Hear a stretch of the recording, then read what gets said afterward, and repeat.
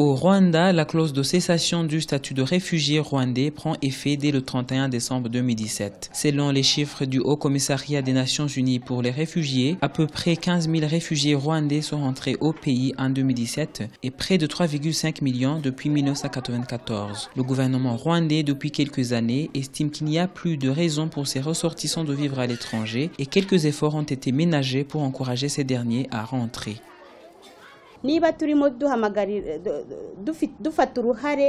Si notre pays se porte volontaire d'accueillir des migrants africains de la Libye, comment pouvons-nous laisser les Rwandais vivre en réfugiés dans des pays étrangers? Nous les encourageons vraiment à rentrer.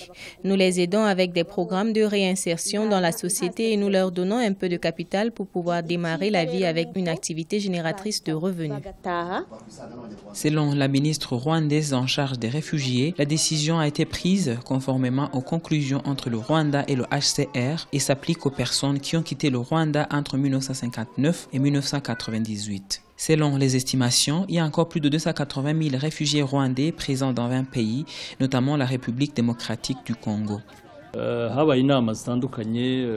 C'est vrai que la date butoir a été reportée maintes fois, notamment dû aux excuses selon lesquelles les pays hôtes n'étaient pas prêts. Mais cette fois, c'est pour de vrai, tout le monde est prêt. Nous comprenons également qu'il peut y avoir des raisons qui peuvent empêcher quelques réfugiés à rentrer avant cette date et nous serons toujours prêts à les accueillir ultérieurement. Mais ils doivent comprendre qu'ils perdront quelques avantages.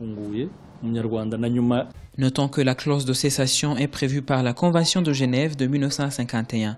Cette dernière précise qu'elle entre en vigueur lorsque cessent d'exister les raisons pour lesquelles les apatrides ont obtenu le statut de réfugiés.